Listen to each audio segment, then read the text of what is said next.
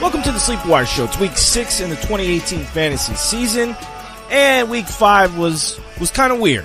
A lot of underperforming superstars that you're looking at and saying, why? Why, Julio? Why? Don't overreact, but don't underreact to the things that happen. So this week we're going to look, like we always do, at the trends, give you the best waiver wire targets, and talk about who to trade for and who to sell. Let's jump into the show. With me today, we got Jason and George as usual on the Monday, but Prophet Hus joins us on the third mic. Thank you for joining us all this week. Did you guys catch any of the UFC 229 event this weekend? Oh, man. Dude, what a bad week for Fitzpatrick. First benched by Jameis, and then gets choked out on national TV. Apparently he says he lost the battle, but he won the war, or lost the fight but won the battle. So, something like that I saw on Twitter. Yeah, he said he was looking forward to the rematch. I was particularly entertained by the heavyweight fighter from Houston's post-fight interview. He knocked the Russian guy out, took his pants off, so he's standing there in his drawers. Joe Rogan comes in. I'm here with the winner, Derek Lewis. Derek, why'd you take your pants off? My balls was hot. I understand. I feel like I sound like Cutley with this bronchitis. Like when I laugh, I sound like Hutley the dog. Maybe I'm showing my age, but many of you probably don't know who Hutley is. The little dog from that was that show where they're all racing each other, the cars. Or just Muttley. Sorry, not Hutley, Muttley. All right, let's talk about football. We got the Lions and the Saints on bye in week 6. But what do we see this week from all these teams? Patriots and Colts. I think we kind of expected the Patriots to win this game. It was a short turnaround for the Colts.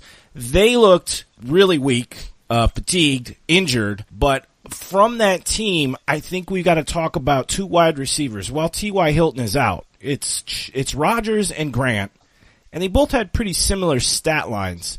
No, I think we talked about Rodgers last week as being the one we'd rather have on waivers. But are you rushing out to get either of these guys this week if you're hurting for wide receiver right now?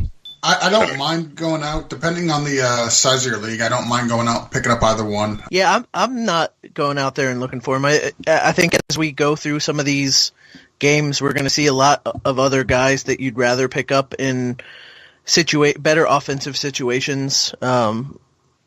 Guys like Sanu, I'll just throw it out there quick. Both of these guys are just – the wide receivers are so deep this year. You could just pluck up – I mean, look at MVS, the Packer guy. I mean, there's just so many guys that you could just stack up off of waivers. I wouldn't run to get them. But, I mean, the guy who I really want, if there happen to be – probably not on waivers, but if, you're in the league and play with scrubs, Ebron. I mean, Ebron was the beast out there. That's the guy I want or I'm trading for if any of these guys are missing time. I mean, he was the beast of the day for me. We got to talk about Gronkowski real quick. Doesn't look 100%. Dwayne Allen is the next guy up, tight end there. If Gronk misses any time, I'm saying stay away from Dwayne Allen. Yeah, you're not running out to grab any of these guys, any of the backups. I mean, maybe grab the Dallas guy if he's still there, if he wasn't grabbed off of waivers last week. Like, you should have listened to hopefully one of these guys mentioned. Yeah, Geoff Swaim. Geoff Swaim. Yeah, right. Mm-hmm. And maybe possibly return to the Mac for the Colts. Marlon Mack reportedly practicing in light practice, so if he's on waivers, we told you last week what he should have grabbed him. Now would be the last possible time if he's there. Let's talk about the Bengals-Dolphins. Defenses both look pretty good in this game. The one thing that I think people were surprised about was that Tyler Kroft wasn't used very much at all. Only 1 target. No, Uzomah. Yeah. Uzomah? I don't know how you say it. Uzomah, I think it's Uzomah. I'm not too sure. I mean, neither of these guys were really used so much. And the thing that shocked me even more is where was Tyler Boyd? I mean, Tyler Boyd, you're thinking, okay, they don't have their go-to tight end. Maybe they just go to the receivers a little bit more. I was a little shocked with that, with that letdown performance. I guess he was going to have a 20-point performance every week or top. He's looking like a like another tight end. Wide receiver one. Looking like the Bengals had two wide receiver ones for a second. And I'm still not too down on Boyd, but I was a little surprised at the Poultry game he just had. Minkah Fitzpatrick played a hell of a game. Yeah, he did. Yes. Right, he did. Fair enough. So you had Jones come back. So Minkah moved back from safety into the corner slot, right, or cornerback position, and that kind of gave them a second cornerback to shut down Boyd. The Dolphins' secondary has been surprisingly really good this year. I think they lead the league in interceptions. They're like number 2 or 3 in total takeaways. Yeah. Yes, the Bengals put up 27 points on them, but 14 of them came from the offense side where they turned over the ball and it was returned for touchdowns. The Bengals' offense really only scored 13 points on that defense.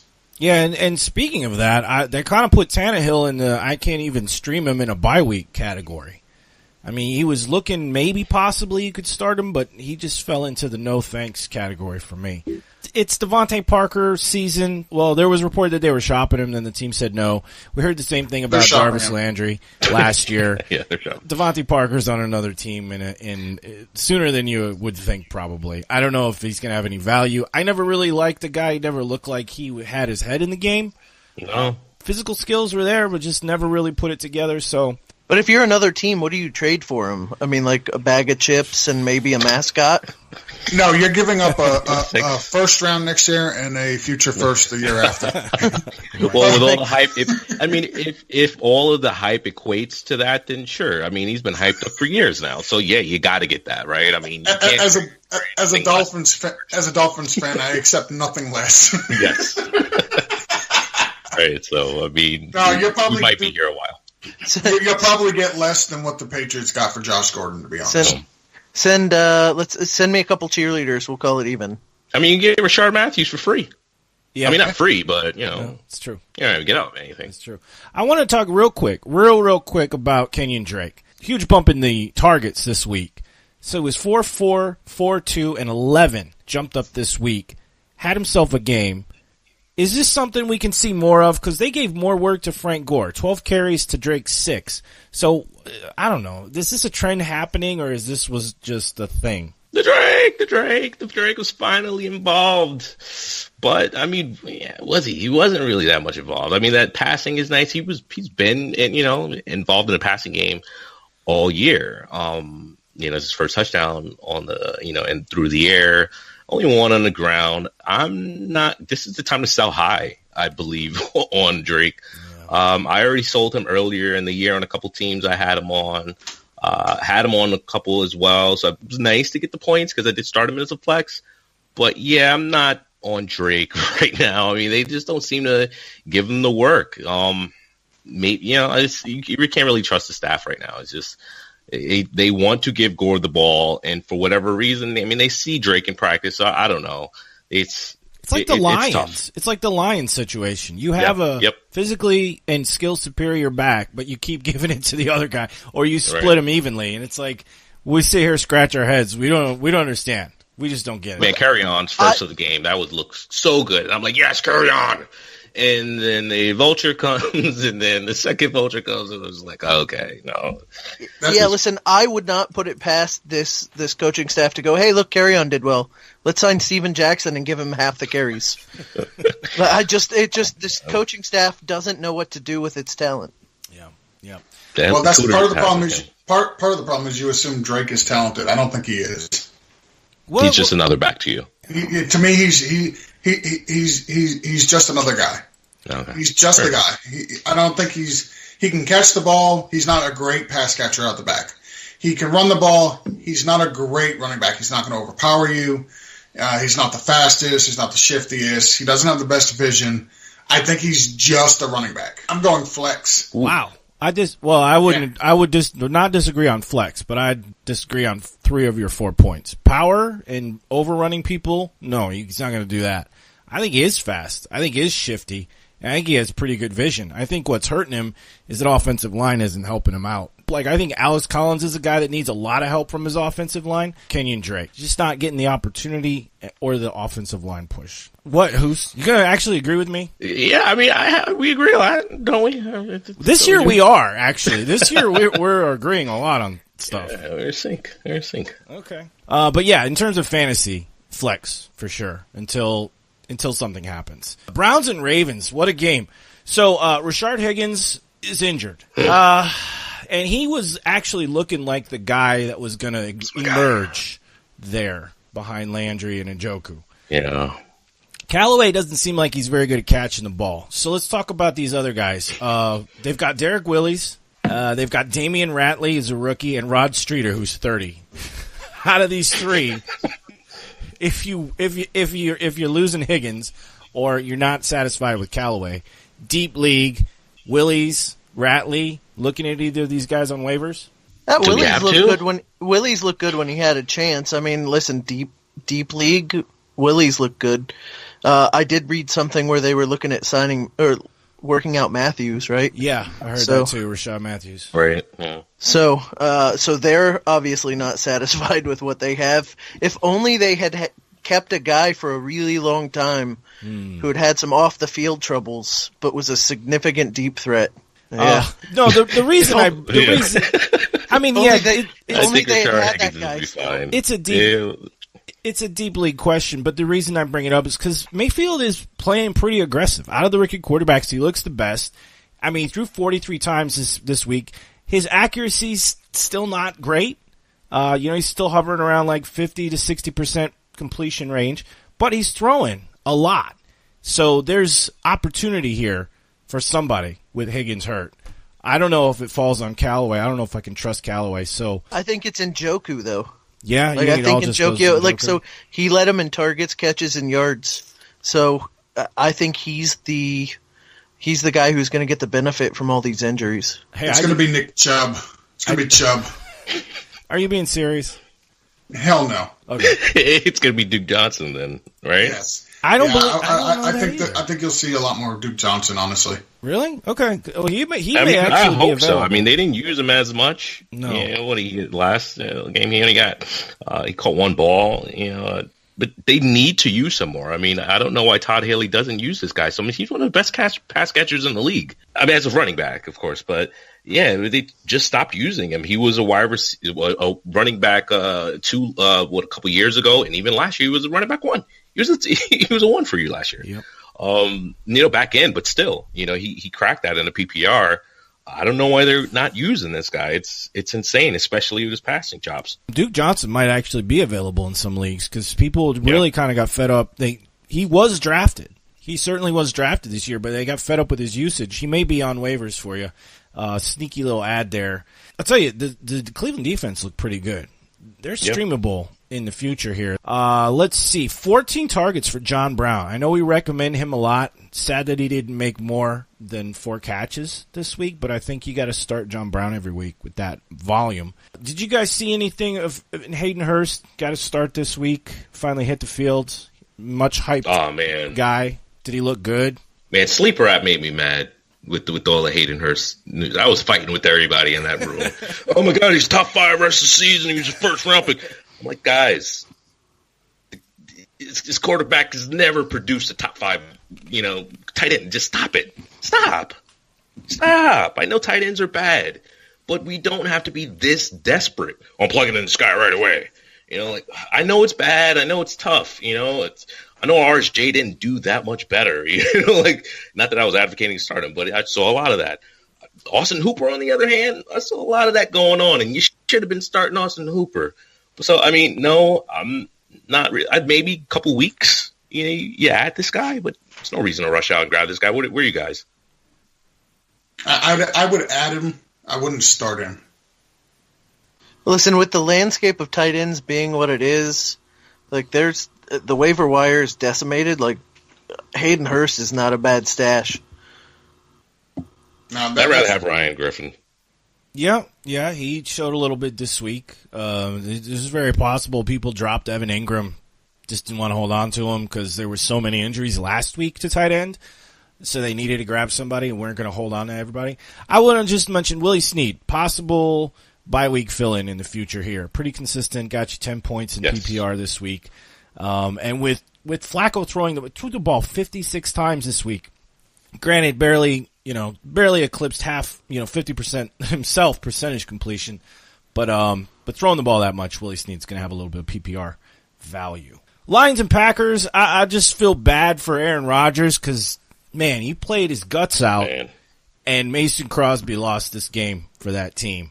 So if you're looking, sharded himself. Yeah, and people are looking at Rodgers like, oh, he doesn't have it, he's injured. I mean, yeah, he's injured, but the guy is still playing at a high level even when he is injured. So don't sell him yet. Hang on to him. But Jason, I got to give you credit, calling Marquise Valdez-Scantling, channeling the prophet last week with 10 targets. Huge game for that guy. Was it opportunity, or did we actually like what we saw on the field from this guy? No, I liked what I saw on the field from him. And so the way I do it with Rodgers is if he talks about a wide receiver to the press, that guy's going to get targets. That's just it. Like, he's got 6 rookie wide receivers or some crap on his team right now. When he talked about Allison before the season started, I went out and picked up a lot of Allison. Well, this week, because of all the injuries, he was talking about MVS, and that's the guy you wanted just because he – when he talks about them, that means he's working with them, and they're where he needs them to be. Now, but are you adding this guy as he can be a rest of season play? I would pick him up, especially with the injuries to Cobb and Allison. Yeah, I mean, I'd pick him up, and then listen, if they come back and he goes back to the bench, you've got him for a couple weeks. Galladay looking like a true stud. Marvin Jones, I don't think was fully healthy yet for this game. Both Johnson and Blunt had 12 carries. I do want to talk about Aaron Jones though, because he's got the same thing going on. Kind of. Yeah. He's averaging 6.1 per carry this season, and like they're just not using. I don't think they gave him a carry in the second half. Well, and McCarthy came out and said something like, "There's more to being a running back than moving the ball downfield," which. Like, okay. Yeah, but you know what? Like pass protection, perhaps. But that's but you know what? Moving the ball down the field kind of helps. That's the main thing. It does, but if you're risking the quarterback a lot of money, your quarterback, who is the team is built specifically for this one person who is the key player on offense. It doesn't matter if you're moving the ball down the field if you can't protect the franchise. Yeah, I mean, this is tough. I feel bad for Packers fans because, I mean, on the Sleeper app and on Twitter, there was a heavy reaction to this. I'd still probably want to flex out Carry-On over Aaron Jones, though. Yeah, I think I'd agree with that. He's a little bit more dynamic than Jones. Yeah. On to the Chiefs and Jaguars.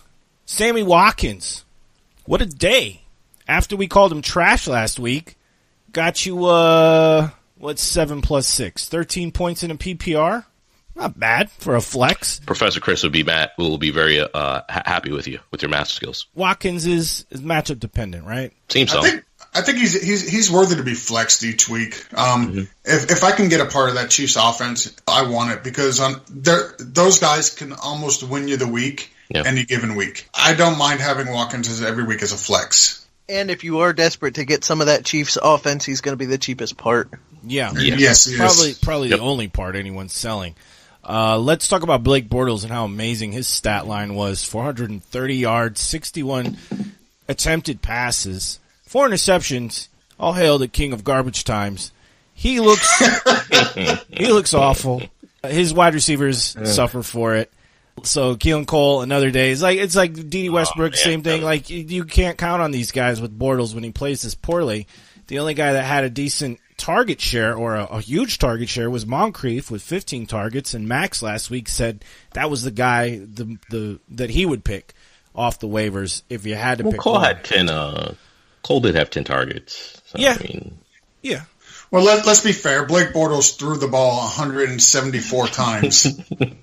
And I mean, somebody's got to get double-digit targets if he's throwing. If Blake Bortles is throwing the ball 61 times, A, the Jaguars are in a lot of trouble. B, everybody's getting targets. And you're gonna get some interceptions when you're throwing the ball directly at players' football helmets. You know, that's it's going to happen. It's just going to happen. You know, trying to it's just the hit laws your own of players. You know. All right, big story here though is Fournette. All right, so he's already out for next week. You gotta hope that this guy gets healthy. Corey Grant's out for the year. Brandon Wilds is the guy that I guess would be up next behind T.J. Yeldon. I'm gonna talk to Prophet Hus real quick. I have a feeling he probably knows about this guy.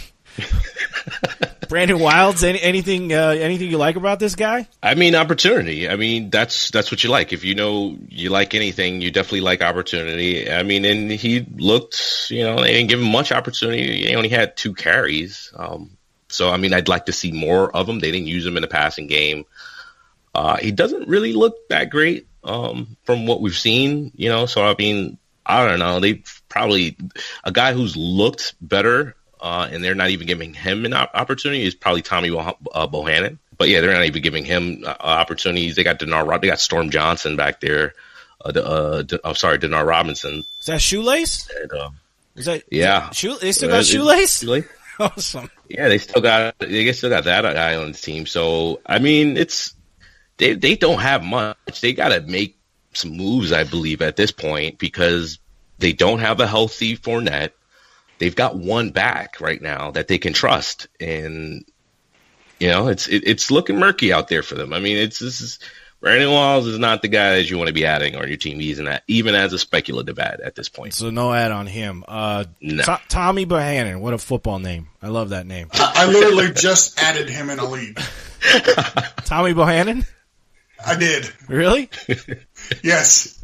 It's a 30. In my defense, it's a 32-team league, single copy players. Yeah. So if there's somebody, that hey, it's a miracle he was on waivers then.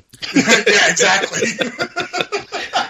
There you go. Do you? I put in the notes. Do you think the Jaguars will try to trade for Le'Veon Bell?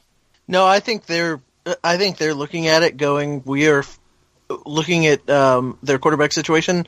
They're more than Le'Veon Bell away from a title. Yeah. I mean, and they have Fournette. You know, once Fournette is back, he'll be fine. It's just they need to add something. They don't have to go out there and get the best player available. Yeah, I mean, they could just go out there and get a situational back. There's guys out there. You know, they should go out there and get LeGarrette Blount if you know, that's who I would try to get. You know, if I'm them. Bring in DeMarco Murray. No, there's unsigned guys that are still like have been released. I mean, the Orleans Dark was out there. What's his face that was on the Saints for a cup of coffee? Gillislee's out there. Gillisley. Yeah. I mean, there's guys out there. Jamal Charles is out there. He thinks he can still play. Let's talk about the Jets and the Broncos. So this segment is sponsored by Dude Wipes. It's so fresh, so clean, it'll get you 200 yards. Shit. Dude Wipes. Yeah. Dude Wipes. Very good. I love it. So what I loved about this game actually was Sam Darnold took some downfield shots, which we hadn't seen from him yet. And the beneficiary was Robbie Anderson. And we have been saying Anderson's not going to be Anderson that you saw last year until Darnold starts pressing the ball downfield, which he did, but much to the chagrin of Quincy Enunwa. So let's talk about these guys. Enunwa you're keeping, he's safe still. Bad week. Anderson, if he's on waivers, are you adding him for that high fly, that high potential, that boomer bust potential? Yeah, I mean, you add him. I mean, you're not going to spend crazy amount of fab on him. I mean, but sure, you add him. I mean, to be honest, a guy that I probably want a little bit more than this guy, and it makes me kind of sick even saying this, but Trent Taylor. I mean, he's at least got, you know, the quarterback doesn't look terrible. He's produced for you if you were thinking about starting him in a daily or in your fantasy lineup. He actually gave you 2 decent weeks. And Trent Taylor seems to be the biggest benefactor. Robbie Anderson, I don't feel like I'd ever be able to confident starting him. I just have to see a lot more. It's week 5 already. You kind of know who you're using at this point. We're heading into week 6, so kind of know what you're using already. It's I don't know if you're going to be able to ever feel comfortable flexing Robbie Anderson. Well, so I think you pick him up and watch to see if Sam Darnold keeps pushing the ball down the field. You know what I mean? Like, he's worth an ad to see if it's more than a 1-game aberration. I'm not adding him at all. To me, he's not worth an ad, not even a speculative. Yeah, I'm looking at their upcoming schedule too. I might, if I had to flex Anderson, maybe next week against the Colts, but that defense is no pushover. And then they got the Vikings, the Bears, and the Dolphins. All four of those actually have pretty damn good secondaries to speak of. And a couple of those teams have pretty good front seven. So it could be a pretty tough sled if you're hoping on that downfield stuff. I'm not sure. I also wish somebody would have told everybody that Enunwa had a hand injury before the game started. Yeah. Oh. Right, so he wasn't totally healthy either. So, I mean, that is good that Jace brought this up. Yeah, he wasn't healthy. So, I mean, there is another reason for you to maybe not stay away, but it's speculative at him, if you got the roster spot. Don't drop anyone that you probably use. And he had just a bad week, and he had several other decent weeks. A lot of people, fantasy players we like to play with who played his best recently, and then we maybe just want to drop that other guy and just, but don't do that. So just keep that in mind when you're thinking about adding this guy. Hey Jason, I was talking with the Jets head coach Todd Bowles. Him and I are good friends from when he was down in Miami. So I asked him why he didn't tell us about Quincy Enunwa's hand. His exact response was, "I don't care about your fantasy league." Well, I tried to get something from him for you, but he didn't care. Rude. Yeah, that's rude. I'll let him know. I also wonder what the NFL rules are about keeping a guy off the injury report. But right. Case Keenum. We talked a minute ago about Blake Bortles being the king of garbage time, but Case Keenum, a challenge to the throne appears. 377 yards, 2 touchdowns, an interception through 51 times. Sanders had a pretty good game. Demaryius Thomas back on the board finally, but Case Keenum's not a good quarterback. If they're down behind, it's garbage time. So maybe fantasy wise, he might be worth it here and there. But I want to talk about the Lindsey Freeman situation because they gave Lindsey 12 carries. Freeman only had 5. So is this a sign of him taking over the lead back role, or was this just because they were down so much? This was game strip.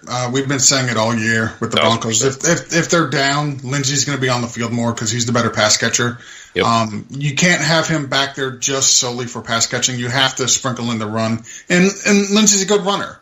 So it's strictly game script. They were down big. And when they get down and they're down big, Lindsey's going to be the back that's on the field. All right, Panthers and Giants. Manning was pretty decent this week, actually. Sterling Shepard didn't have a great game, only 4 for 75. I think we expected him to have a pretty good game this week, but he did take out that trash can on the sideline, so that was cool to see. You're the Giants fan? Russell Shepard. Anything there? Yeah. I liked Russell Shepard when he was on Carolina for a second, but, I mean, I can't really get on Russell Shepard bandwagon. I mean, Eli's still the quarterback, and they still have to force feed opportunities for Odell. Otherwise, I don't know. I don't know if Eli's the quarterback though much longer. Yeah. Odell looked pretty good back there, so he might be a two position player now. Maybe old Terrell Pryor out there. I mean, Yeah. But I mean, it's I don't know. I mean, it's looking like it's his team. I mean, he paid him. Eli's time is likely over. He's getting away with talking all kind of shit too. Yeah, exactly. That's a huge indicator that this is his team, and it doesn't matter anymore. So that's my biggest takeaway of it is because, and you don't really see much blowback either. I didn't see much repercussions from what he was coming out and saying. The coach just said, "Oh, he's a big boy; he could explain himself." That was it. Yeah. His attitude's rubbing off on Sterling Shepard on the sideline. Panthers should have lost this game. They should have lost this game because Newton didn't play all that great. And we've seen this from Newton before. The guy is a super intelligent quarterback. Like, he sees stuff. They let him do his thing out there. They don't bother him too much when he's out there. But there's times where he makes a lot of mistakes, and he just looks like he's not focused and stuff. And I saw a lot of that this week.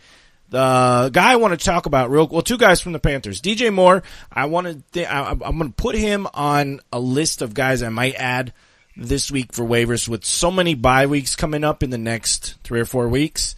I think if he develops a little bit more trust with Cam, I could see this guy really blowing up later in the season because the skill set coming into the season was really good, and it's just going to keep coming along. I see this guy having an improvement trend going up. But Olsen is the guy that everyone's going to be talking about because I feel like a lot of teams may have dropped him on the waivers, and people went and grabbed him as soon as they heard he might be coming back week 6. But I'm concerned. This is Greg Olsen in name only. Because he's the same foot problem, and he already came out and said that after the season he's getting surgery. So, right. What's a reasonable what is a reasonable expectation for Greg Olsen? I expect him to be able to pronounce expectation, and then I expect him to get hurt like two more games from now. Their bye is gone. It's if they had a bye and if he was hurt and then they had a bye upcoming, then that would make me feel better. But their bye is gone. He probably needed more time. I don't see why he's rushing back. They shouldn't rush him back. If I'm this team, I know you can come back, but you're coming back week 9 or week 10. Like, I'm sorry, you're not gonna play right now. So yeah, so I think the problem with Olsen is he's as good as he's going to be until he has that second surgery. Right. So until he has that second surgery, it's either sit him out for the rest of the year or let him try. That's why I'm saying why not just go on IR now, get the surgery done, and be ready for next season. Yep. Why play through an injury and possibly make it worse, and then you get surgery in the off season? You might not even be ready to go next season. So. Unless he feels like he's going to retire. Yeah, that's what I was getting ready to say. I think this is probably going to be his last season. And so postseason surgery doesn't, surprise me. I mean, he'll retire and then have the surgery, no big deal. I think he's going to go out for the first few games and actually be a decoy. Because when he's on the field, defenses still have to pay attention to him. Oh, yeah.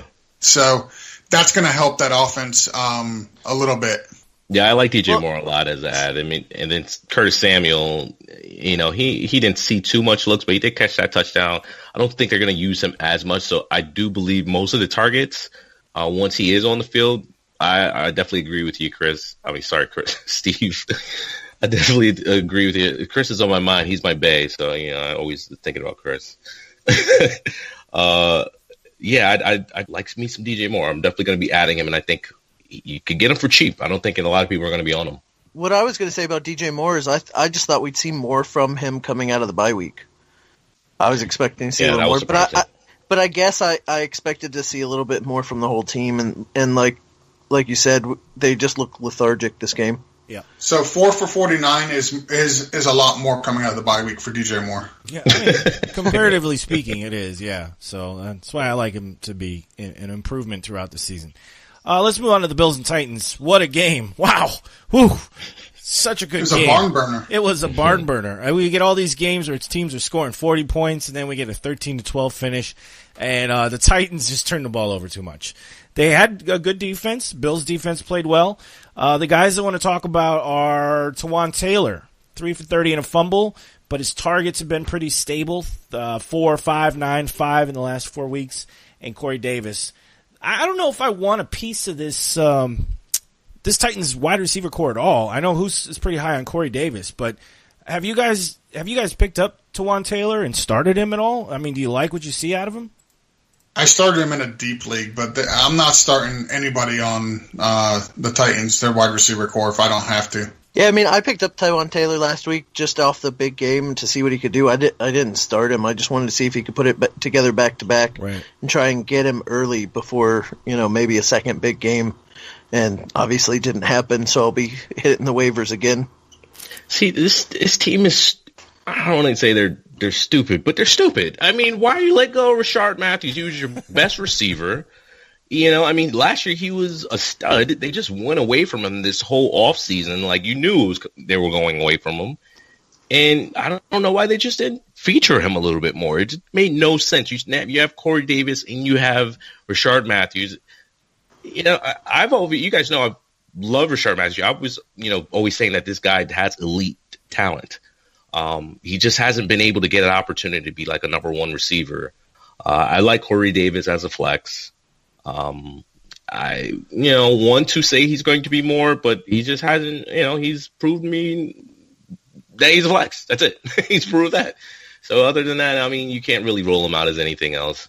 Bye week filler flex guy. It's sad because this guy has immense talent. And so does supposedly Marcus Mariota. I don't know what's going on with that team. They got to figure out a lot of things. They could get exposed more in the future here. Check the MRI results for Taylor Lewan. He had a foot injury in this game, and we don't quite know what happened yet. So pay attention to that. A key piece to their line could be injured for a little bit. I actually dropped Derrick Henry today in a league. It's not a huge league. It's my listener league. So, was it 10 teams? 10 teams, I think. Right. Yeah.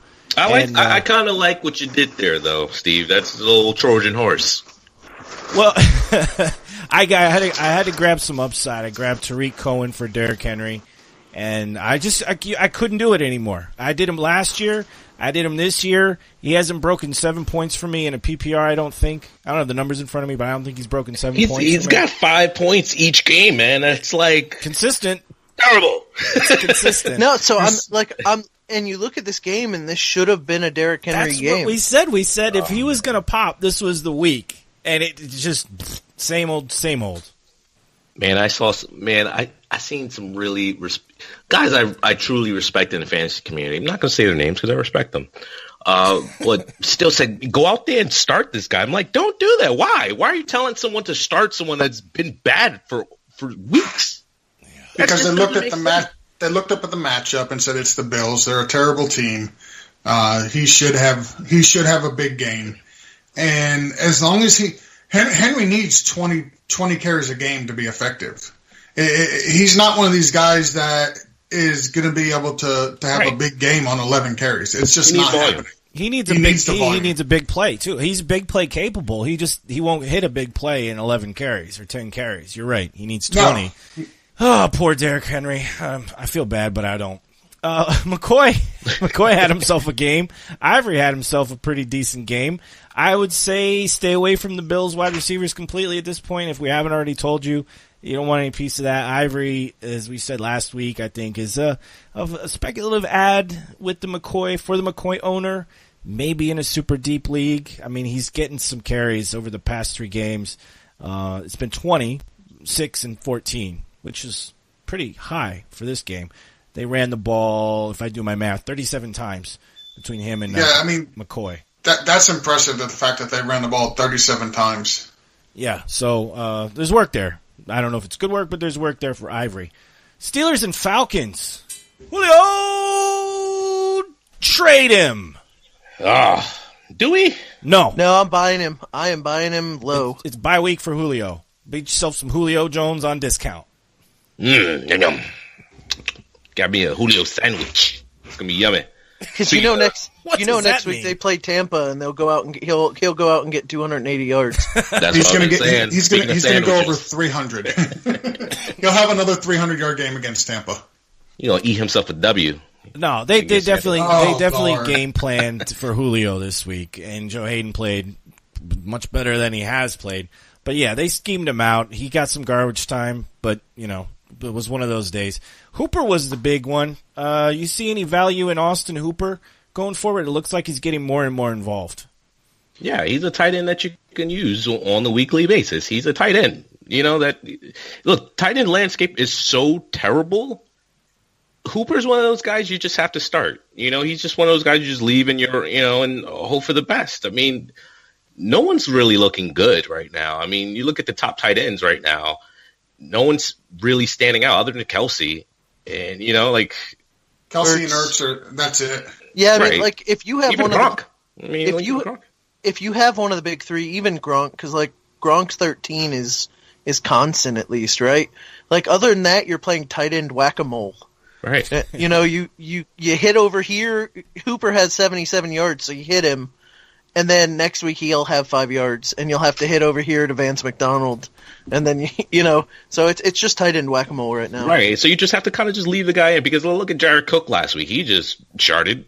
6 points for you. That it didn't help you. I mean, that's kind of normal. I mean, your tight end, right? It's supposed to average anywhere from 6 to 10 points if they give you more than that, you're happy. The tight end is not supposed to be going out there getting 20 points a game. It just doesn't happen. It happens now because the league, it's pass happy. You're passing the ball so often. But if you look at these guys' averages of tight ends, it's not good. For the first time we probably do see tight ends averaging over 10 points in a very long time, but it's still not the greatest quality, So George Kittle has been very consistent this year. He's had one game, week 2, where he had 3 points. Other than that, in a half-point PPR, 11, 12, 21, 10. So I would put him as one of those top 5 that you must start every week. Him, Ertz, Ebron, Kelsey, and Rudolph's Gronk. Been okay, too. Yeah. What about Jordan Reed? I wouldn't say. I mean, you're going to start him because it's tight end position, and it is literally purgatory.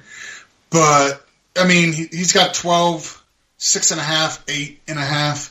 So I mean, nothing that's eye popping. Oh, at least he hasn't gotten hurt. This is true. Before he I made it to the forget, bye week without getting hurt. Speaking of tight ends, before I forget, because they were on bye this week, so we're not going to talk about him much. But Cameron Brate, if he's out there on your waivers and you didn't get him last week, get him immediately because he's going to be starting tight end for the Bucs coming off the bye.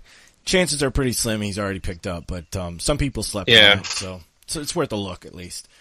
Let's take a look at this Chargers team, who doesn't seem to be very consistent playing the Raiders this week. Their defense looked really good, though. I said in the notes their defense played like they had in the second half of last year when they looked real good. You got Tyrell Williams and Mike Williams. They seem to be pretty even in their targets and their production. I know we like Mike Williams more. Remind me why we like Mike Williams more. Because he's the shiny new toy. Yeah, is that it, really? But you know what? The reason why you're saying remind me why we like him a little bit more. Yeah, he's a shiny new toy, but he's going to look good this past couple of weeks. Certainly, I know Lucas and I were actually Luke is probably the highest on him out of Sleeper Wire crew, and definitely made me kind of lean more Mike Williams, and I've definitely been hyping up Mike Williams since. Go out there and get him. Go trade. I'm about to trade for him week 4 and start him. I'm glad that trade was denied because he only got 2.5 points. But yeah, I mean, he's going to have better games. I mean, look at Keenan Allen. Keenan Allen hasn't been very good. He finally had a decent game. Still not scoring a touchdown though. He's Jarvis Landry. Yeah. He's Jarvis Landry for a better team to me. So we like Mike Williams because he got a couple touchdowns at the beginning of the season. Yeah, that's it. That's why we like him more. Like, If Tyrell Williams had caught a touchdown in the first couple weeks, we'd like him more. He looked like he was on his way to being Galladay. And, he looks so much better. No, of course now, but what I'm saying is at the time, he looked like he was on his way to being, in the same breath as a Galladay, and he just fell off a cliff. And, obviously Galladay is way, way, way, way ahead, and Mike Williams is, somewhere in the dust. We can't even see him. But one thing we got to remember with Mike Williams, this is his second season, which you can equate to his rookie season because he missed all of last year. Right. So, I mean, he had a couple of, looked good in preseason, had one game where, he looked really good and everybody blew up and jumped on him. But overall, Tyrell Williams has been the better Williams of the two, game in, game out, in my opinion. If you're the person that picked up Mike Williams on the hype and then what he looked like he could be, you're not dropping him for Tyrell though, are you? Or is that something you would do? No, you can't. I mean, Tyrell, I don't agree with George and the Tyrell look better. I mean, he's consistently looked meh. He looks, when he's catching balls, sure. Mike Williams looks amazing when he's catching balls too. I mean, you're watching him on tape, I think Mike Williams looked better, and they're just featuring Mike Williams more. Tyrell Williams, he had 9, almost 10 points last week. Other than he's not doing nothing for you. You're not ever feeling confident starting Tyrell Williams unless there's an injury.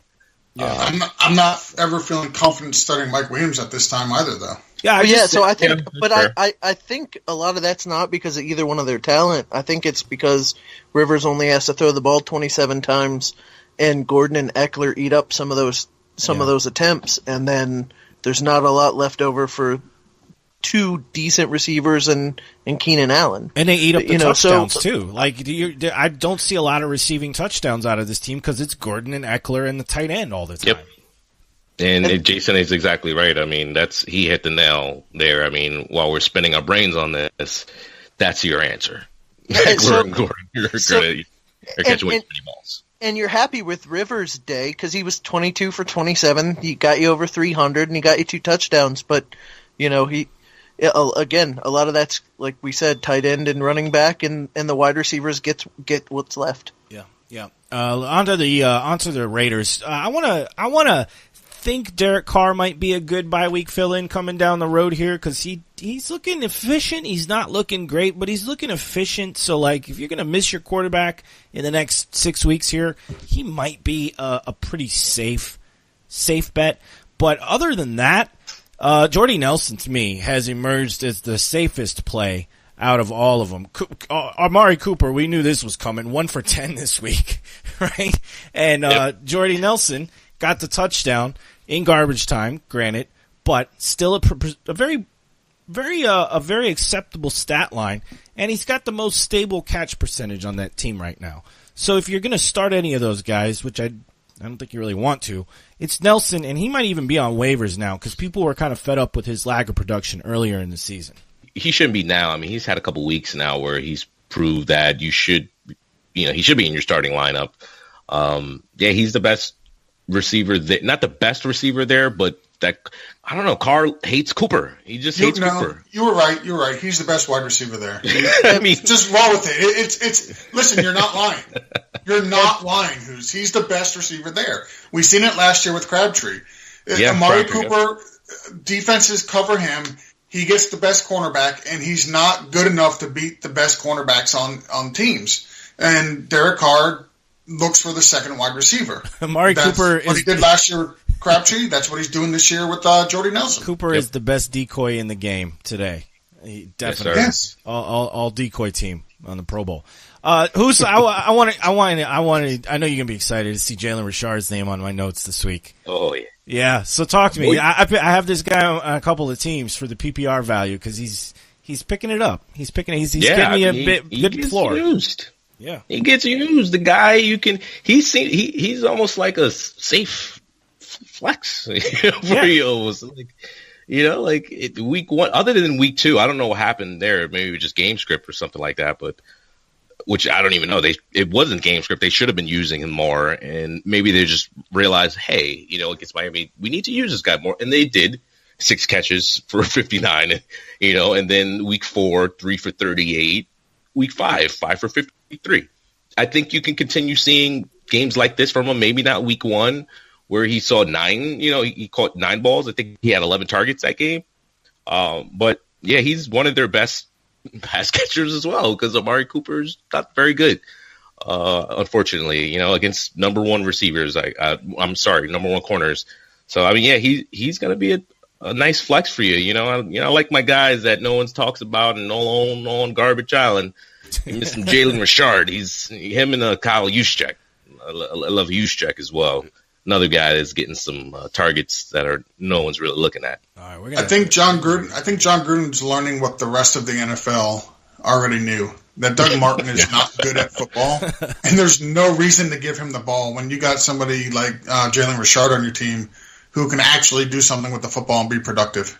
Listen, I am going to argue with that only because I do not. Because you like to argue. That's why. No, only because I believe that John Gruden cannot learn anything new. Even Jordy Nelson's touchdown shouldn't have been a touchdown. Yeah. They had like 3 guys in motion when they snapped the ball, and the refs just either felt bad for the Raiders or just missed it.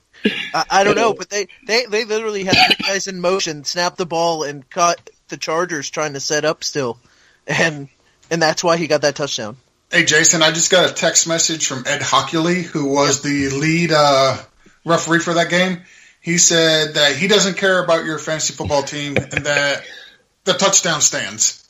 Yeah. It's amazing how many people listen to this show while we're recording it. George is in contact with all of the good people. Yeah, really. Yes, I am. George should be winning more fantasy games with his connections. Oh, yeah. Listen. Oh, I can't even say that I put him at 0-5 this week, can I? Yeah, you can. No, you didn't do it. Odell Beckham passing a touchdown to Saquon Barkley did it. All right, let's move on to these Vikings and Eagles. This game, I actually fell asleep in this game, not because it was boring, but because I'd stayed up way too late the previous night watching the fights. So the Vikings looked really good. They looked sharp. The Eagles did not. They look unfocused. They look undisciplined. They had a lot of mistakes. Ajayi is done for the year with the ACL injury. That's the big news that just came out today while we're recording this. So let's see. They got Smallwood, they got Clement, they got Sproles, and they got Josh Adams, the rookie, who had 6 carries for 30 yards in week 3.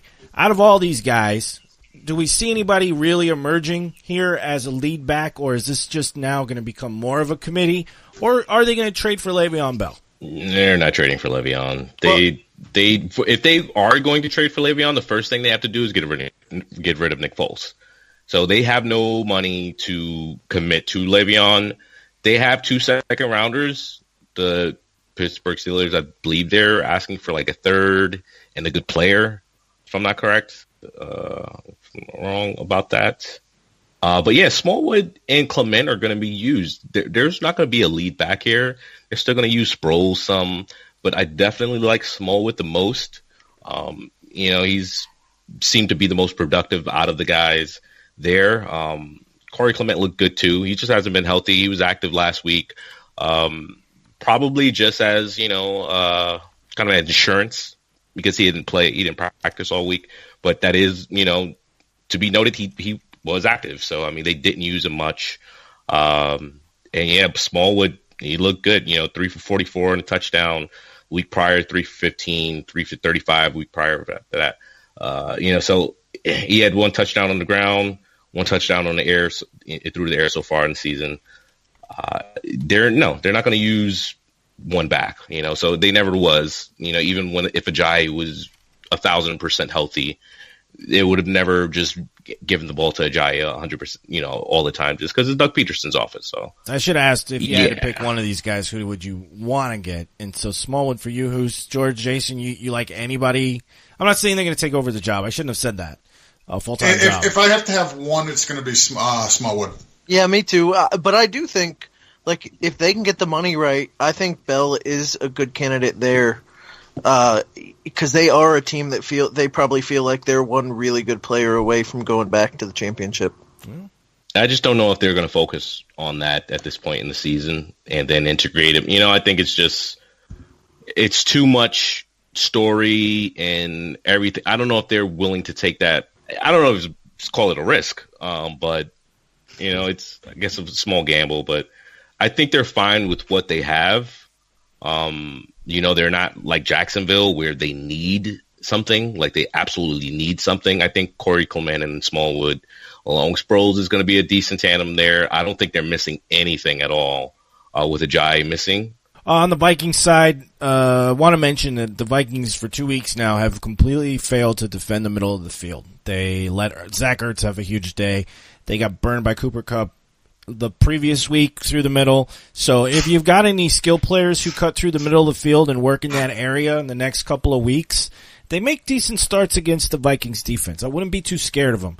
Their secondary is pretty good, but that middle area is where they're weak. Unfortunately, they play the Cardinals. Start your tight ends. Well, they play. Oh, here's their schedule: Cardinals, Jets. Right? Not really great. I don't know who I'd play on those teams, but the Saints and then the Lions after their bye. So I don't know. There's not a lot of tight end talent on any of those teams right now. I think RSJ has a decent week next week. Yeah, he could be. Yeah, he could get 50 yards or a pass catching back, or a receiver that cuts through the middle of the field. Like Golden Tate might have a field day against them. If David Johnson, if they actually put him out as a wide receiver every once in a while, he could have a big day. Well, yeah. Let's talk about him because he had 2 touchdowns this week for the Cardinals. But that was pretty much it. Had trouble running the ball against a team that we thought he'd have some success against. Only 55 he's not a good yards. Rusher. He just hasn't been since he's entered the league. And I've been arguing this with everyone. And they're like, oh, his line. I don't care. Like what you're talking about is his line or whatever. All the excuses amount to he has not proved that he's a good rusher. He hasn't been. He hasn't given. He has 5 100-yard games since he's entered the league. Jordan Howard's already had like 14. Yeah, he can catch a ball. They're not using him. They're just not using him. I mean, those 2 touchdowns, all these touchdowns he's getting on the ground, he's just saving your day. But he just hasn't been very good.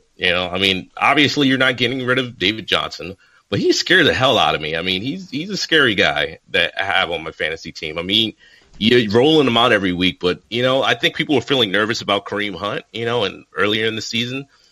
I'm nervous about David Johnson, even though he's scoring, I'm just kind of nervous. Something about him right now. He's one of my sell high candidates this week. He got a couple touchdowns. I don't think as bad as that team is, and it's one of the things I was looking at the beginning of the season, as bad as that team is around him, like I don't see that you get much more out of him, and that coaching staff doesn't know how to use him. And Christian Kirk, I mentioned a couple of weeks ago, as a guy that I thought would be a decent speculative ad when Rosen comes in. Had the 1 catch for the touchdown, but that was it. I don't know if I'm hanging on to him if there's somebody I need to pick up with the injuries that happened, especially to Matt Breida, who I think officially has been ruled out for next week. I don't know if we've got any results from. I think the X-rays came back negative for any of the serious damage, but he's going to be out next week. So it's going to be Alfred Morris, I'm assuming. Maybe some Kyle Juszczyk mixed in. You mentioned him earlier. You like this guy? Yes, sir. I do like him, especially now. I mean, this guy. You know what I love about the quarterback? He passes to his running backs. I mean, this is when Carlos Hyde had a heck of a year when he was starting at quarterback. He used them, and when Garoppolo took over, he just wasn't passing to his running backs. Running back wasn't as useful. Now, I mean, it sucks that it's not all of Morris or all of Breida, but Juszczyk seems to have a role and it seems to be pretty prominent. So I mean. They liked, and he looks good, the quarterback too. I think it's Bethard or is it Bethard or why aren't you saying his name? Is he dead? I don't want to say it. I don't want to mess his name up. So I'm just trying to is it Bethard or CJ Bethard? Okay, yeah, CJ, yeah. So CJ, I'll just call him CJ. Yeah, CJ likes using his running backs to pass to. I mean, 6 for 75. You gotta like that, He wasn't used a ton, previously, but he's still getting some use. I like that in the PPR, though, especially in a deep league. CJ did the same thing last year. Yeah. When he was the quarterback for the 49ers. Carlos Hyde had a ton of pass catches, and he was being used all over the field. And then as soon as they got Jimmy Garoppolo, it's like Jimmy Garoppolo just refused to throw passes to the running back because he was looking down the field. Jimmy Garoppolo got injured. I said the 2 guys I felt safest with on this team was Breida and Kittle because of the system and the way that the quarterback plays. He's more of a short passer. So those 2 guys I didn't think were going to be affected at all. And, I mean, I expect Kyle Juszczyk to step right in, and I like him more than Alfred Morris. See why I typed it like that? See, whoever tried to correct my spelling, see why I typed it like that? Because it's a goofy Polish name that you can't pronounce. The other guy we talked about earlier, you mentioned Trent Taylor, had quite a game. Does he fit into this whole check down city routine that they're doing? I mean, I think so. I think he very much so. I think he fits into, and he's a familiar guy for CJ. So. They have that rapport. Giving up on the last name. I looked it up. Officially on Hawkeye Nations, the pronunciation is Bethard. Bethard. Yes. Okay, see, I was messing up. Bethard. What did I say? Bethard or Bethard? I think you said Beathard. I don't know. It's Bethard officially. Bethard. CJ. Yes. CJ. Yeah, CJ, he likes it, and I like it as well. I like Trent Taylor. He's a familiar guy, and I'm not gonna go rush out and tell you to go spend a bunch of money on him. But I think he can be like a Keke light, Keke Coutee light. So these guys aren't like super high on your waiver list, but they're maybe $1 or $2 You might get him? Yeah. I spent about $2-3 on him. Okay. All right. Rams and Seahawks time. This was one of those divisional games where you never can't expect. You can't predict what's going to happen. So, David Moore, what a stud, right? For the Seahawks. I'm not rushing out to pick him up. But with Baldwin looking like Baldwin should not be on the field, I don't think, yet. But he was, and he showed that he wasn't ready. But I mean, it's Lockett or Moore. They're not doing anything with the tight end. Or is this just become a straight running game with their two running backs? Chris Carson and Mike Davis both look really good against a defensive line that's supposed to be really good. Yeah, that's what made it even more impressive because both of these guys are just power runners. They have two power runners, and it seems like that's just what they have to do. They have to lean on that because they don't really have much else, you know. You can. I think you could flex out both of the running backs. That's what I was What are you guys ask. thinking about Mike Davis? That's exactly what I was going to ask. If you could start them both. I think you could flex them both. Yeah, them both. You could flex them both. Yeah, no problem there. Okay. You know what's funny is I'm looking at it, and Mike Davis gained 68 yards on 12, and we're talking about flexing him out, and Derrick Henry had 55 on 11. And it's like it's so similar, but we it's the touchdown. It is the touchdown, but like it's just so. It's similar rushing numbers, but we feel so much better about Mike Davis this week because of that one touchdown. It's not the touchdown; it's the quarterback. Yeah, yes, thank you, Hus, because that's where I was going. I was going to say I think we also feel more comfortable with Russell Wilson back there than Marcus Mariota. Yeah. You never know if he's going to use his legs. He hasn't been this season, but you know that he's capable of it. So you just have to. You can't just With Derrick Henry, you could just stack. It's not much going to go on. You just stack that box. You're right though, Jason. So it is a touchdown. It is the quarterback, but for me, it's more the quarterback. That's why I feel a little bit more confident. And again, it's the 2 touchdowns. So it's the 3 touchdowns. I should say. He had 2 touchdowns the week prior, and then another one this week. So give me touchdowns. You're going to be in my lineup. But you don't. No one's talking to you. You're going to be dropped, and you're be hanging out with Chris Hogan. Those are going to be the guys you're hanging out with. Derrick having Henry. Snacks and go hang out with Derrick Henry. Bum. Those guys are good. Hey, so let me ask you this: if you're still holding on to any resemblance of what's left of Rashard Penny, are you okay to cut him now? I think you're only holding him in a deep team, like you have a deep roster. And if that's the case, I think you could still hold on to him just because the fragility of backs. The backs always get hurt. Yeah, he didn't just have 0 carries; he had 0 snaps. Yeah, I'm cutting him. He's a complete gut. There's no reason he should be on anybody's team outside of a dynasty at this point. There's no reason. Right. Agreed. It's so rough. Like they just didn't. He's just not on the field. And like Chris Carson undrafted, Mike Davis. Who the hell knows where he came from? God, this game pissed me off so much. All right, so if you listen to the show, you know I'm a Texans fan, and so many problems with the coaching on this team. Horrible red zone offense. I don't even want to talk about it. Guys, take this one from me. Just talk about the Texans and Cowboys. I don't even want to relive this game. They won, but they should not have done so many things that they did wrong. Let me say that Deshaun Watson is going to be killed on the field. I think he's got broken ribs. I don't know. He took shot after shot after shot after shot this game. Some of it was his fault, like just deciding to run and not go out of bounds, and some of it was just play calls to have him run and get crushed. I don't know how many times the Cowboys had a first and goal, and the defense just shut down the Texans' offense. They could not get it in. You're at 3rd and goal from the 1, and you throw a pass. 4th and goal from the 1, and we're going to throw a pass. You've got Alfred Blue back there who probably could have punched it in. You've got a running quarterback. You could have done a bootleg or something like that, see if you can get him to run it in. Some sort of a trick play, but they're going to do drop back from the shotgun on a 3rd and 1 and a 4th and 1. What the hell? Yeah. And then they failed to kick the easy field goal at the end of the first half when they were about to get the ball back. didn't get in the end zone, fired up that Cowboys defense, and they came out and turned the ball over right away. So it's like there's a lot wrong with the coaching in Houston, but, I mean, you can't deny that Watson's going to get you fantasy points no matter what, as long as he's on the field. I think he might be hurt. Fuller wasn't 100% yet, but he's good to go most weeks when he's good.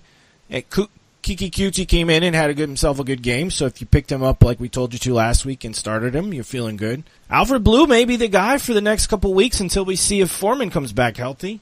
And Ryan Griffin, he's got a little flag above his head as a tight end possibility now. Hus was talking about him earlier. Tight end on the other side, too, Geoff Swaim, led the team in receiving yardage. Want to know how many receptions he had for the Cowboys? 3 for 55, and that led the team. So, Cowboys, I'm sorry. They got the Jags, the Redskins, then they got a break, then they got the Titans and the Eagles. These are all pretty good defenses. I don't know what you want to do if you own any Cowboys players. I don't even know if I could trust this tight end in the next couple of weeks. No, you're playing Zeke for Dallas, and that's it. That's it. And he looked a little hobbled this week, too. Yep. Maybe pick up Rod Smith. Yeah, why am I Rod Smith, sorry. Yeah. I don't know why I wasn't thinking of his slipping. Yeah, I mean, so Rod's especially if you're the Zeke owner, you pick up Rod Smith, but like everybody else here said, the only guy you want to start on this whole team is Zeke and hope he doesn't get hurt carrying the team on his back. It literally is at this point. I guess that's it for that game. It just left I'm happy they won, but it left a bad taste in my mouth for the It was just a sloppy game to watch. I watched most of this game. Yeah. It was super, super sloppy. It wasn't good. And it doesn't change my opinion about the Texans skill players at all coming up. I think that they'll all be fine. Even with the Jags, even with that road game to Jacksonville, Hopkins has traditionally played through Ramsey pretty well. Like, he's one of the few wide receivers that can beat him pretty consistently. So I'm not feeling bad about any of the Texans players. I'm kind of excited to see what happens with Foreman. That's the only thing I'm excited about. Oh yeah, that's it. Definitely add Foreman now, or you should have added him already. And yeah, he's coming off the pop this week, and apparently he's been on the road to recovery, so he can come out and just be a lightning bolt for this team. And yeah, he's really looking electric. So if he doesn't miss anything, and like I said, his rehab's been good. He comes off the pup and fine. You know, he could be a championship winner guy for you. So definitely add him if you want to be a sneaky guy. I don't know about that. It's a possibility. I'm just saying. So if it were me and I were a Texans fan, I like the way Keke Coutee looks. I'd be excited about that. Oh yeah. No, and they loved how that kid looked, and that's why I think they started him with such confidence. Like, the guy looks like he can ball. So, I mean, nobody. I want to say no rookie, and I'm probably wrong, but I want to say, as far as I can recall, he's the best rookie I've seen to come off of an injury since Odell. Like, this come out and just. Missing 4 weeks, come out and just ball. Not the same aspect as far as, like catching passes like it's the same, but just have that same impact. I think, he could definitely be, I'm definitely excited about Coutee. All right. So we talked about a lot of players. Let's move on to anybody we missed for the waiver wire targets.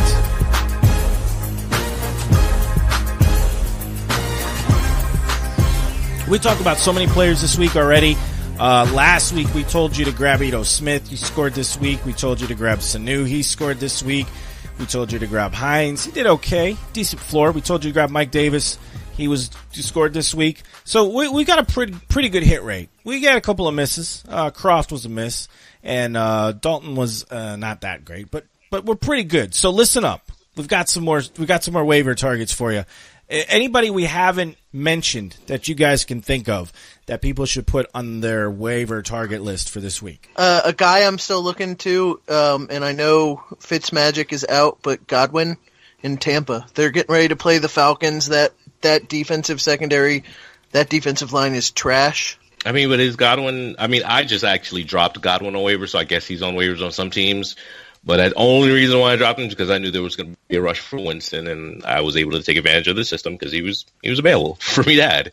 So I went out and grabbed Winston, but I'm definitely rushing to get Godwin. I don't think he should be on waivers. But I guess if you're in like a 10-man, he's probably on waivers. Yeah, there's I think he's on waivers in a couple of my 12, or was till I grabbed him in a couple of my 12-man leagues. So he's still only People owned. still not believing, huh? Yeah, people still don't believe it. They don't. I think they are a little skeptical on whether Winston's going to push the ball down the field like Fitzpatrick did. I mean, the way he ended the season, if you combine both, Winston's going to be fine. I mean, he looked good at the end of the year last year, and if you looked at what they both did, speaking of Godwin and Winston, he looked good. I really like Godwin as well. I think D-Jax takes a hit. Break gets a bump. Evans even takes a hit, unfortunately. But yeah, I think Godwin is going to be really nice. I like Godwin. If he's on waivers, definitely go out there and get him. Yeah, Wendell Smallwood from the Eagles, rather. Oh yeah. I don't think he's owned in a whole bunch of leagues. I would go out and look to pick him up. We heard Hus profess his love for Jalen Richard, so go ahead and pick him up as well. I professed my love first last week. You guys missed that. I threw him in there last week, sneaky at the end of the show. So I love a little Jalen Richard too. He's got enough PPR points to go around between me and Hus. It's okay. And you know what? I'm not off of Rashard Higgins. I know he might miss 4 weeks, but he's a stash. I think he's going to come back and ball. Yeah. So it's what is it? A sprained MCL? Like it's not catastrophic damage. So no, it's 2 to 4 weeks, something like that. Yeah, 2 to 4 weeks. So how about in a deep obviously league? You get some sales, but How about in a deep league, Martavius Bryant? yeah, I was looking at that too. I just in a deep league, sure, in a deep league. I think I'd rather roster like Richard though, or Juszczyk. Trent Taylor for sure. What about Cordero Patterson? They seem to just keep continuing to find ways to get him the ball in a deep league. How about Paul Richardson? He's playing tonight. Oh, yeah. Paul Richardson. I was saying he's my last week, I said he's my super freaky flex of the week. I threw a little Rick James Giphy in there on Twitter. I like him a lot this week. I hope he does well because I've heard a couple people say, I'm going to start him and I'm going to yell at you if he doesn't do well. So hopefully he does well. He's got 3 points already, so. Who would you guys say is the number one receiver on the Redskins? Paul Richardson. Is he the number one? And so is 2. Crowder then? Is Crowder the 2? Well, Dotson can't seem to be healthy. If he was healthy, then maybe. Crowder, what's going on with Crowder, man? Crowder was supposed to have a good year and good. There was so much love for Jamison Crowder, and I understood it, but I didn't. Because I thought it was too much love, but I understand the situation. Alex Smith and, okay, I get it. But, I think it's Paul Richardson. He's fast. I know Chris was, hyping him up early in the offseason. Not hyping him, but, just saying, hey, he's probably the best receiver there. He's the fastest receiver. He's close speed to Tyreek Hill. I think it's maybe like point something off, but their speed is pretty similar. They just need to figure out the continued ways of getting him the ball. They got a stubborn coach though, so they don't. I don't know. The coach makes it very hard out there. All right, let's hit the trading floor and see who we're selling, who we're buying. I am selling Demaryius Thomas. I'm selling McCoy. They both actually did something this week, so I'm going to see what I can get for them before they go back to being awful. And then we talked about it earlier, but Julio had a bad game. He hasn't gotten a touchdown. I'm going to try and talk somebody into giving me Julio Jones. I like that. Prophet Hus, you're up next. Sell. I don't know if I want to sell this guy, but thought he'd have a little bit better of a time, especially when the quarterback that took over, Jarvis Landry. I don't know. Just don't know if you're going to get as much from him as you thought you would. And now with the blow to Higgins, they have to just kind of focus in more on him. So I'm going to be selling him. And I'm also going to be selling Collins. I mean, Collins, if I can. I mean, Collins hasn't looked good at all. I'm just, if I get anything, for him at this point. Sorry, sleepers, we were wrong about Alex Collins. Who's is doing a new segment, Sell Low. Yeah. I mean, yeah, just get rid of. Or Josh, you want to sell somebody Josh Gordon? I'm not high on Josh Gordon. You know, if you Jesus, don't start that again this week. Don't do that. I don't need to start that again. No, George will start yelling. Oh, he loves Josh Gordon. I do. I made Josh Gordon through and through. All right, well, get rid of him anyway. he's probably going to let you down. He's probably going to let you down at some point. He's probably going to show up high. I don't know. I mean, maybe not. I hope he does well, you know, as a person. But yeah, I don't believe in him as a fantasy player very much. And guys, I'm going to be buying. Go ahead. I was going to say, can we call this segment the Josh Gordon Sell High segment of the week? After two catches, at this point, after a 2-catch week, I think he's maybe giving the highest. No, I don't want to get George too mad. No, I'm couple of steps. Yeah, and I'm buying me some. If I can get me some James White. I don't know why people are kind of off of him. Good luck. But I've seen people trying to get rid of him. If I could get me some James White, I want to get him everywhere because that guy is. Let me some James White. And then, yeah, I'd still buy McCoy. Just because I think that he's going to get used. And I think the owner wants nothing to do with him at this point. So you can still 24 carries. I like the usage. He's got Houston. He's got Indy. Decent. You know, matchups ahead, I think.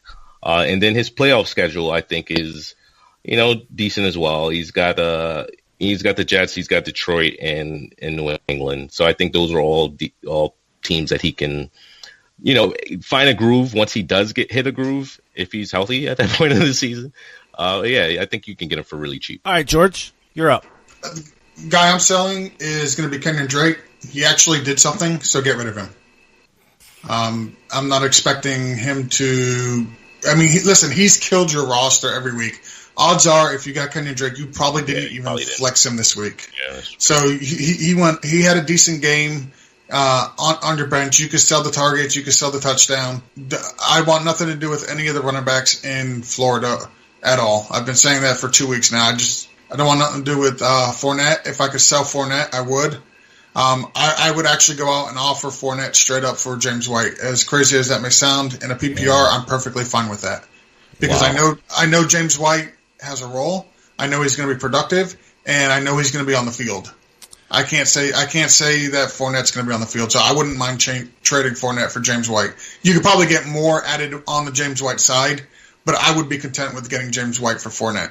Yeah, those are. I'd rather have Fournette if I have a winning record. That's what I'm buying. Right, this week is again with the running backs. Though, if you have Fournette, do you have a winning record? Because you spent either a first-round pick on him or a very high second-round pick. It's true. I mean, it's possible, but it also depends on how you navigate it. You know, if you listen to us, you know, and you listen to some of the breakouts, you know, maybe you had a Sterling Shepard, maybe you added a George Kittle, maybe in a lot of the areas where you were hurting. You're able to bounce back, and he's just kind of going to be a championship winner once he does come back. So, yeah, if I can buy Fournette, I'm definitely buying him. Me too. I'm buying Fournette. I don't know how cheap he's going to be, though. I think people still are aware that this guy's going to win championships. Yeah, but if you're at a negative record right now, and you're looking, you missed him this week, and you already know you're going to miss him next week, what are you going to do? It's like the Bell situation almost. Yeah, Fournette it kind of is. Almost, but, it kind of is. So I'm looking at Fournette to buy. I'm still looking at Dalvin Cook to buy, and I'm still looking at Breida now to buy. If he's gonna miss this week, they're not saying it's not too serious. Somebody desperate may be able to ship him out, and he's not like a running back one that they're gonna miss. He's a flex or a running back two that they were starting because they had other injuries. So if I can get him somebody healthy and stash him, those are the guys I'm buying. I don't know if I'm selling anybody. I'm not really selling anybody on my teams this week. So I'm not very much help to this segment. That's it. That's it for the show.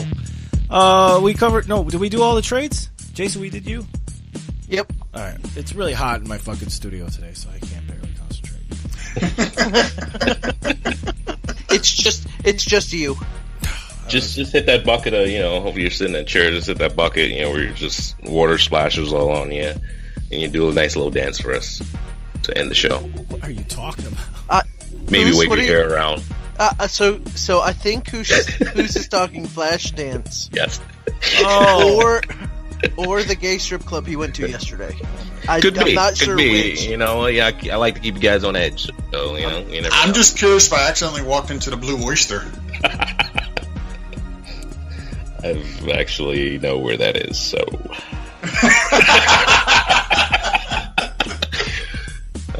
Not proud of it. Well, instead of going to the Blue Oyster, listeners and fans, I highly recommend you go to sleeperwire.com. It's a lot safer it's safe for work. I promise it's safe for work. You can find our rankings there. You find our podcast. You can submit questions through the site. We'll answer you in 24 hours or less. We'll help you out with your team. You can also support us if you like our shows and we help you out at all. Make a donation to our friend Rob's Treatments for Chronic Lyme Disease. Go to Rob. Go to GoFundMe.com/RobJR. That's why we do all this stuff. We try to help our buddy get better. So a couple bucks, $5-10 here or there every time we help you, give you a good waiver guy or give you a good trade value, that will all help us to reach our goal. You can reach us all the time too. We are online all the time. Outside of the website, you can catch us on the Sleeper app. You can find us at Sleeperwire Show. I'm at SW Steve. You got at BFTGEO for George, at BFTGDRMIL for Jason, and at Prophet Hus. And we're on the Fantasy Life app at the Sleepwire Show, Twitter at Sleepwire Show, and Facebook groups, the Sleepwire Fantasy Football Club. And don't forget, the live show on Wednesday, the mail sack, starts at 8. We got all new technology, taking phone calls live. We got multiple call lines. You can call in and sit in a hold and listen to the show. You can watch it on Twitter. You can watch it on Facebook. You can watch it on YouTube. It's going to be everywhere.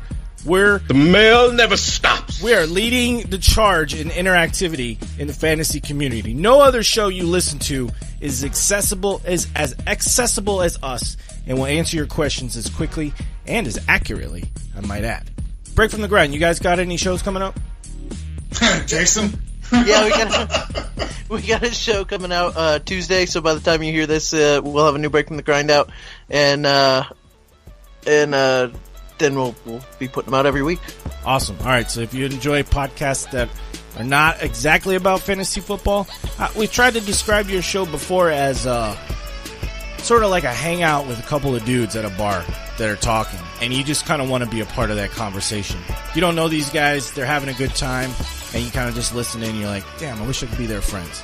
That's how I would describe Break from the Grind podcast. So look on your podcast apps and find Break from the Grind. Listen to Jason and George. That is it for the show. Thank you for tuning in. We'll be back next Monday. And don't forget to tune into the live show on Wednesday. It's the mail sack at 8 p.m. Thanks for tuning in, guys. Good luck.